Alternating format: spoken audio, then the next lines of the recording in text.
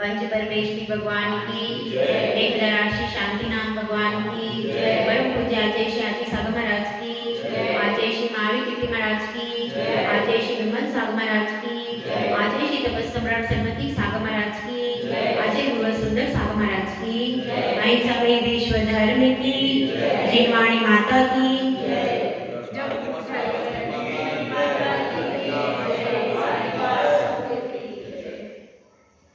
धर्म प्रेमी भव्या, इस जीवन में हम बहुत सारा संघर्ष करते हैं, बहुत सारा परिश्रम करते हैं, लेकिन उस बहुत सारे परिश्रम को करते हुए भी हम अपनी मंजिल को प्राप्त नहीं कर पाते, क्योंकि सही दिशा में पुरुषार्थ नहीं हो पाता है। अगर पुरुषार्थ की दिशा सही हो तो मंजिल जरूर मिलती है। इसी तरह से वह भव्य जीव भी महसूस कर रहा है कि मैं मोह के फंदे में जकड़ा हुआ हूं, चारों तरफ से मोह के जाल में मैं जकड़ा जा रहा हूं। इस चीज को उसने महसूस किया। क्या आप लोगों को भी यह सब महसूस होता है? क्या आपको कभी लगता है कि हम सब इस मोह के पिंजरे में कैद हैं? चाहे वह मोह शरीर का हो, पत्नी का हो, पुत्र का हो अथवा संबंधी मित्र का हो, किसी का भी हो, लेकिन हर व्यक्ति इस पिंजरे में कैद है, हर व्यक्ति इस माया जाल में फंसा हुआ है। तो इस पिंजरे और माया जाल से छूटने की जद्दोजहद हर समय चालू रहती है, तब जाकर के कहीं इस पिंजरे से मुक्ति हो पाती है। पुरुषार्थ बहुत प्रधान होता है। तो ऐसी अवस्था में उस भव्य जीव के मन में एक छटपटाहट सी हो रही है।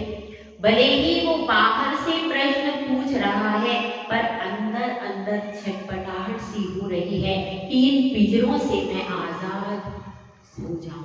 यह छटपटाहट एक सम्यक दृष्टि जीव को ही होती है। जब वह सम्यक दर्शन की प्राप्ति करने के उन्मुख होता है अथवा प्राप्त कर लेता है, तो यह जीव भव्य जीव अभी सम्यक दर्शन प्राप्त नहीं कर पाया।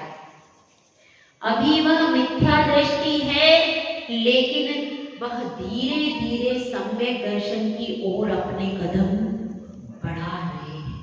लेकिन जैसे कि सम्यक मिथ्यात्व की प्रकृति रहती है, कभी उसके परिणाम अच्छे बन जाते हैं, कभी कैसे हो जाते हैं, कभी मिथ्यात्व रूप हो जाते हैं। उसका अभी निर्णय अटल नहीं हुआ है, इसीलिए बार बार मिथ्यात्व में जाता है, कभी सम्यक, ऐसी उसकी परिणति चल रही है।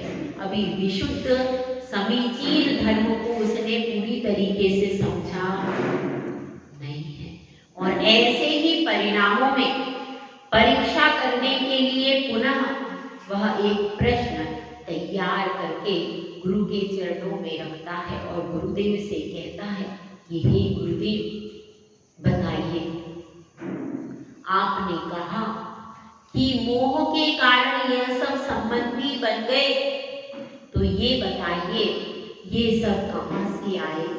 मैं तो जन्म के पहले इन्हें जानता ही नहीं था, मेरा कोई परिचय भी इनसे, ये सब कहां से आकर के मेरे पास कैसे आ गए? कहां कहां से ये जीव आए और मेरे संबंधी बन गए? कहां से आए? यह रहस्य आप बता दीजिए।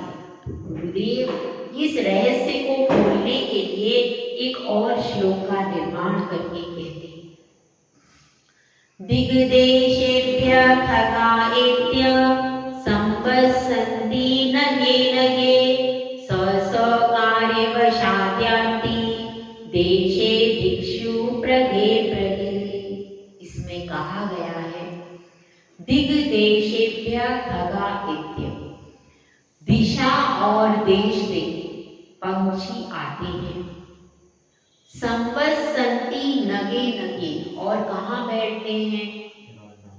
डाल डाल पर वे आकर के बैठते हैं।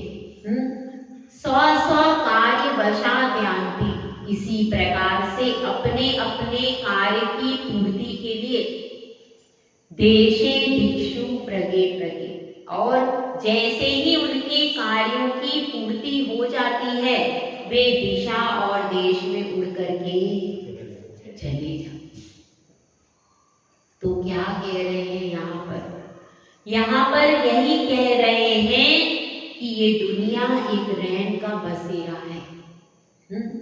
दुनिया क्या है? रैन बसेरा है। इस पूरी दुनिया को हम समझते हैं ये अपना है, ये अपना है, ये अपना है, लेकिन वास्तव में यहाँ पर इसी तरह की स्थिति है कि जैसे जो मेले में पंथी जन मिल नेह फिरे करते, जो तरवर पर रैन बसेरा पंछी आ करते, वही स्थिति अपनी है कि जैसे मेले में पंथी जन राहगीर मिलते हैं, बातचीत करते हैं, और जैसे ही रात हो जाती है, सांझ ढल जाती है, सब अपने अपने घर को चले जाते हैं। मेले में रहे, किसी से दोस्ती हो गई, किसी से मुलाकात हुई, लेकिन जैसे ही रात हो जाएगी सब अपने अपने घर को चले जाते हैं। इसी प्रकार से हमारा और आपका संयोग भी है कि नहीं? है। हमारा और आपका संयोग भी है। कभी हमने और आपने साथ में स्वाध्याय किया है, तो अब फिर से परिणाम बन रहे हैं साथ में स्वाध्याय करने, क्योंकि देखिए गुरु और आरिका भी वहां जा पाती है जहां का कुछ ना कुछ पिछला बाकी हो। यदि पिछला बाकी नहीं है तो उस घर में आहार भी नहीं होता। जहां जहां से पहले का कुछ निमित्त रहता है वही निमित्त आकर के जुट जाता है। और सोचिए तीर्थंकर प्रभु भी पुण्य की जिस धरती का पुण्य ज्यादा होता है वही उनके चरण आगे बढ़ सकते हैं। तो फिर सामान्य साधुओं की तो बात ही क्या है। तो इसलिए यह देखिए एक संयोग है और संयोग के साथ में वियोग भी जुड़ा हुआ है। तो गुरुदेव यह समझाते हैं कि देखो तुम्हारा परिवार कैसा है, उनके कुछ कर्म के उदय, कुछ कर्म के संयोग, कुछ पूर्व के मोह के ममत्व के परिणाम तुमसे बंधे रहे और वे पुनः तुम्हारे परिवार में आकर के उत्पन्न हो गए। इस संसार के नाते ऐसे हैं कि जो पिता था वह पुत्र हो जाता है, पुत्री माता हो जाती है, भाभी थी वो क्या बन जाती है, पत्नी बन जाती है। किसी कोई भी संबंध यहाँ पर शाश्वत नहीं है। आदिनाथ पुराण में ही इस तरह की बात आती है कि जो उनकी भार्या थी, स्वयं जनितांग देव की पर्याय में जो स्वयं प्रभा नामक उनकी स्त्री थी, वही कालांतर में उनके पुत्र के रूप में जन्म लिया उसने। तो जो पत्नी थी वो क्या बन गई, पुत्र बन गई। इस प्रकार से संसार के संयोगों में परिवर्तन होता रहता है कि नहीं, होता रहता है। जिन व्यक्तियों से हम अति गाढ़ स्नेह करते हैं, मोह करते हैं, वही उसी भी पर्याय में रूप बदल करके पुनः सामने आ जाते हैं और पुनः उनसे हमारा कोई भी संबंध हो सकता है। कोई जरूरी नहीं है कि पिता है वो पिता ही बनेगा, ऐसा कोई जरूरी नहीं है। संबंधों में भी परिवर्तन होता चला जाता है। तो इसलिए पूरा का पूरा परिवर्तन ही परिवर्तन है। सिर्फ क्या, जो जिनका ज्यादा जिससे मोह, वो राग हो या द्वेष हो, इस दोनों की अति, राग की अति होगी तो साथ में जुड़ जाएंगे, अथवा द्वेष की अति होगी तो साथ में आ जाएंगे। ऐसा ही होता है। पार्श्वनाथ प्रभु के साथ में कपट क्यों बार बार आता रहा? उसकी द्वेष की थी। उसने संकल्प कर लिया था मैं इनका वध करूंगा, तो उस संकल्प के कारण उसका बैर आगे से आगे चलता रहा। और कई कई भव से पति पत्नी बनते हुए क्यों आते ये भी देखा जाता है। तो क्यों? क्योंकि उनके प्रति अति राग होता है, तो कई कई भव में वो लोग पति पत्नी बन जाते, भाई भाई भी बन जाते हैं, ऐसा ही होता है। तो अति राग और अति द्वेष जिस प्रकार से होता है, जिससे भी होता है, वह व्यक्ति बार बार आकर के टकराते हैं। और ऐसा भी कहा जाता है कि जिन जीवों ने हमारा उपकार कर दिया, किसी जीव का आपने अपकार कर दिया और उस व्यक्ति का उपकार, फिर आप उसको चुकाने के लिए किसी का कर्जा बाकी हो, किसी का कर्जा बाकी होगा आपके ऊपर, तो वह भी आपको अगले भव में चुकाना पड़ सकता है। यह भी हो सकता है भले इस भव में आपने बेईमानी कर ली, बेईमानी से वो काम कर लिया, लेकिन अब क्या होगा? दूसरे भव में वह फिर कर्जदार बन करके पूरा अपना हिसाब किताब, जो आपने जिसका जितना जितना लिया है, पूरा आपको उसके नौकर बन करके सारा चुकाना ही पड़ता है। इसीलिए भले ये मत समझ लेना कि इस भव में हम बेईमानी करके, किसी का धन हड़प करके, किसी के साथ में बुरा करके इस भव में कर लिया, अब उसका हिसाब किताब आगे चलेगा और पता नहीं कितने भवों तक वो हिसाब किताब बाकी चुकाना पड़ता है। अशुभ कर्मों के फल भी भुगतना पड़ते हैं। श्रीपाल ने कोड़ी कहा तो उन अशुभ कर्मों के फल को उसको भुगतना पड़ा। तो इसी तरह से भव में कर्मों का अनुबंध तो है ही, व्यक्तियों का भी अनुबंध है। श्रीपाल की जो श्रीकंठ राजा जब था तो उसकी पत्नी श्रीमती थी, अगले भव में वही श्रीमती मीना सुंदरी बन गई। तो ऐसे भी संयोग हो जाते हैं। अपकारी व्यक्ति भी, अपकार भी होता है और उपकार भी होता है। मतलब यह समझ लेना, आपने कोई भी एक भी कृत्य यहाँ पर किया है तो वह ऐसा लिख जाएगा कि वह कृत्य का आपको उसका कुछ ना कुछ निराकरण जरूर करना पड़ेगा, आज नहीं तो कल। कोई भी काम ऐसा नहीं है कि आपने आज किया है उसका फल आपको अच्छा किया है तो अच्छा मिलेगा और बुरा किया है तो बुरा मिलेगा। तो इन सब कर्मों के आधार पर और पूर्व भव के क्या हो जाते हैं?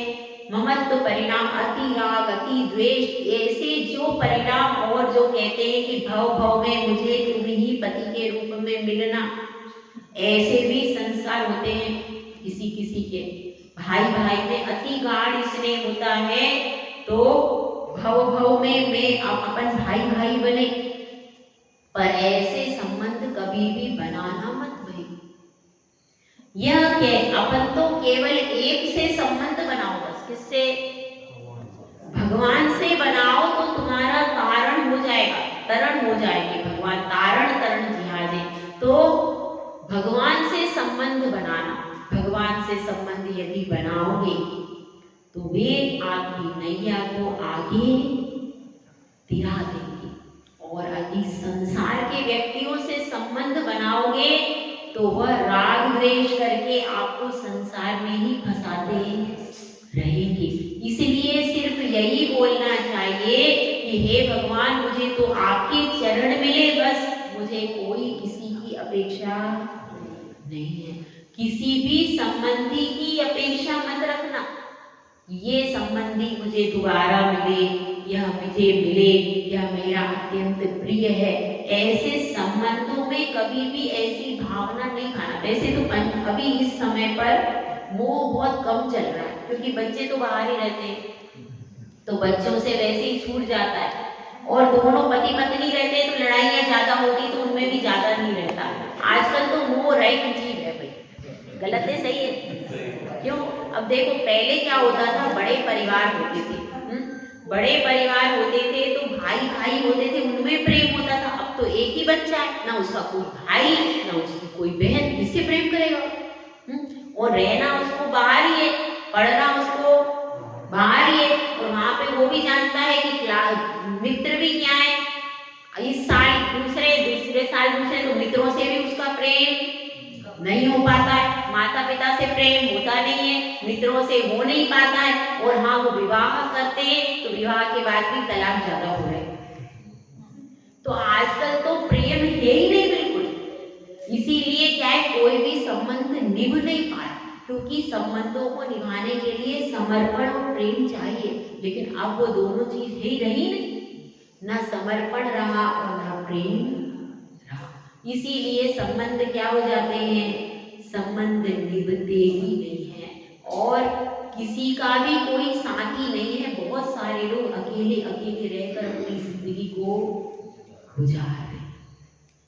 परिवार ही नहीं रहा तो समाज क्या रहेगा, और समाज नहीं रही तो देश क्या रहेगा? ऐसी स्थिति है कि नहीं? कितने सारे लोग अकेले हैं। क्यों है? क्योंकि उनके संबंध बन ही नहीं पाते, और वह गहराई और समर्पण और प्रेम यह सब दूर होता जाता है। पर उसके बाद भी वैराग्य नहीं हो रहा है, क्योंकि अपेक्षाएं तो बनी ही हुई है। तो ऐसी स्थिति है। पहले भाई भाई बहुत प्रेम से रहते थे, राम लक्ष्मण में बहुत प्रेम होता था, बहनों बहनों में बहुत प्रेम होता था। अब वह सारी चीजें बहुत कम हो गई। तो अपनी बात से इतनी चल रही है कि पक्षी आए और डाल पर बैठे, तो कुछ व्यक्ति ऐसा कहते हैं, क्या कहते हैं कि मेरा क्या है, मेरा जो तेरा है वह मेरा है। क्या कहते हैं? जो तेरा है वह मेरा है। तो ऐसा जो लोग कहते हैं उनकी क्या स्थिति बनती है, तो दूसरे की वस्तु को हड़पने का प्रयास करते हैं। तो ऐसे लोग कौन होते हैं? ऐसे लोग सत्यव्यसनी होते हैं, चोर डकैत होते हैं, दुर्जन मनुष्य होते हैं। ठीक है। दूसरे होते हैं थोड़ी नीची क्वालिटी के, वो कहते हैं तेरा सो तेरा, मेरा सो मेरा, मेरी वस्तु मेरी रहेगी और तेरी वस्तु तेरी रहेगी। यह भी एक समझौता। ऐसे व्यक्ति भी दुनिया में जी लेते हैं, कोई बात नहीं, अपनी जिंदगी को अच्छे से जी लेते हैं कि जब तुम मेरी वस्तु पर आक्रमण करोगे तब हम विरोध करेंगे, नहीं तो अपने सेपरेशन में जी लेते। ये कौन होते हैं? यह होते हैं सामान्य गृहस्थ, सामान्य श्रावक, जो कि अपनी वस्तु पर मात्र अधिकार रखते हैं, दूसरे की वस्तु पर अधिकार नहीं रखते। पंच अणव्रतधारी श्रावक ऐसे होते। उसके बाद तीसरे नंबर पर लोग रहते, जब वे दीक्षा लेते हैं तो क्या कहते हैं? मेरा सो मेरा, मेरा सो तेरा, तेरा सो तेरा। मेरा भी वस्तु, मेरी वस्तु क्या है? मेरी वस्तु भी तेरी है। अब मैं सब कुछ छोड़ के जा रहा हूँ, मैं दीक्षा ले रहा हूँ, तो मेरी वस्तु भी तेरी है और तेरी वस्तु तो तेरी है। जब तीर्थंकर जैसे महापुरुष छोड़ के जाते हैं तो सारी वस्तुओं को भी वो वैसे के वैसे छोड़ के चले जाते हैं। तो ये कौन होते हैं? यह दीक्षार्थी मनुष्य होते हैं, जो ये कहते हैं कि तेरा सो तेरा, मेरा भी तेरा। और तीसरे प्रकार के जब वे साधु बन जाते हैं तो कहते हैं न तेरा है न मेरा है, दुनिया रैन। तो यही बात यहाँ पर कह रहे आचार्य परमेश जी कि वास्तविकता तो इतनी सी है कि चाहे तुम 100 रख लो, चाहे तुम 1000 रख लो, चाहे तुम करोड़ रख लो, मेरा भी वो नहीं रहा है, तुम्हारा भी नहीं है। यह तो दुनिया रैन बसेरा है। पंछी आएंगे और पंछी उड़ करके चले जाएंगे। इसलिए किससे राग करना और किससे द्वेष करना, इस तरह से गुरुदेव एक प्रकार से उसको वस्तु का स्वरूप समझा रहे हैं कि यह वस्तु का स्वरूप है, कि इस संसार की कोई भी वस्तु कभी भी हमारी हुई है क्या? नहीं। अनादिकाल से हम संसार में हैं, लेकिन अनादिकाल से रहने के बाद भी एक सुई भी तुम्हारी नहीं हो पाई। तो फिर आगे क्या होगी? जब अनंत काल से रहने के बाद भी एक सुई भी तुम्हारी नहीं बन पाई, तो आगे कैसे बनेगी? आगे बन सकती है क्या भैया? नहीं बन सकती। इसीलिए यह विचार करना कि वास्तव में तो हमारे लिए कौन है? भगवान के चरणों में ही अपना डेरा होना चाहिए। इसीलिए अनंत सिद्ध की शरण ही मेरी है, और वही शरण हमारे लिए कल्याणकारी है। हमारा क्या है? तो हमारा अनंत चतुष्टय है, हमारा ज्ञान दर्शन चेतना हमारी। इसके अलावा जितना है, जो है, वह संयोग मात्र है।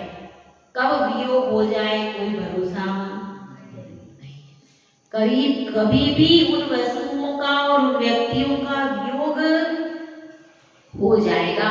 इसलिए जब वियोग हो तो समता रखनी चाहिए, और जब संयोग हो तो अति हर्ष का परिचय, क्योंकि दोनों ही शाश्वत नहीं। इस चीज की प्रतीति जब किसी जीव के मन में आ जाती है, तो उसके समता रूप परिणाम धीरे धीरे बनने लगती हैं। और अब वह विचार कर रहा है, वास्तव में गुरुदेव सत्य तो कह रहे हैं, यह सब संयोग ही तो है। मेरे माता पिता थे, अब मेरे माता पिता स्वर्गवासी हो गए, अब मैं इनसे प्रेम कर रहा हूँ, अब आगे और कौन मेरे साथ में रहेगा कोई भरोसा नहीं। तो इस तरह से वह भी संसार का स्वरूप ही ऐसा है, यहाँ पर आना और जाना बराबर चलता रहता है। किसी के घर में जन्म हो रहा है, जन्म की शहनाई बज रही है, तो कहीं पर मरण की अर्थी उठ रही है, कहीं पर डोली आ रही है, तो कहीं पर अर्थी जा रही है। एक ही समय में भी ऐसा संयोग होता है कि कहीं पर शादी हो रही और अंदर पता चला कि दादाजी का मरण हो गया, तो दादाजी को लुका लिया, छिपा के रखा, और बाहर फेरे पड़ के कन्या को विदा कर दिया। जब कन्या विदा हो गई, तब यहाँ से रोना चिल्लाना चालू हुआ। ऐसा भी कई बार होता है, लोगों के साथ होता है कि होता है। तो एक समय पर शहनाइयां भी शाश्वत बज नहीं पाई, और वह बेटी ऐसी है, एक बांसवाड़ा की बेटी, तो वह बेटी कह रही कि मेरा ऐसा कैसे उदय कर्म का कि मेरा विवाह में भी उसको क्या रहा, उसको विवाह की खुशी भी वो मना नहीं पाई, क्योंकि पता है कि अंदर दूसरी घटना भले ही रिश्तेदारों में नहीं पता चली, लेकिन घर के परिवार वालों को तो पता ही है कि ऐसा हो गया। और जो भावरे पड़ रही हैं, जिसकी उसको पता है कि अंदर दादाजी, अब उसकी मन की दशा कैसी हो, समझना चाहिए।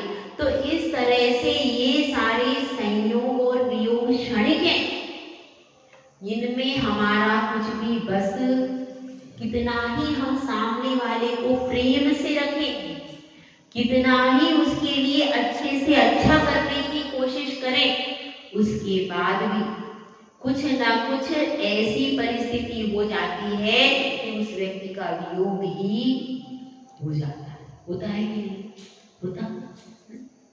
अपनी बेटी को, अपने बेटे को हम कितना अच्छा से रखते हैं, लाखों करोड़ों रुपए लगाकर उनकी पढ़ाई कराते, कितना अच्छा रखते, बताइए रखते हैं कि नहीं? पूरी जिंदगी उनके लिए कमा कमा करके देते, उसके बाद भी जब अपनी पसंद से चूज करके विदेश में बस जाते हैं, तो क्या होता है? अच्छा लगता है क्या? नहीं लगता। सहन तो करते, मतलब फिर भी इतना सब करने के बाद भी मिला क्या? कुछ भी तो नहीं मिला, मिला नहीं था कुछ भी। तो फिर भी तब भी संयोग के लिए ही हमने उसको इतना पढ़ाया था, लिखाया था, सब कुछ किया था, लेकिन उसके बाद भी उसका वियोग हुआ कि नहीं हुआ।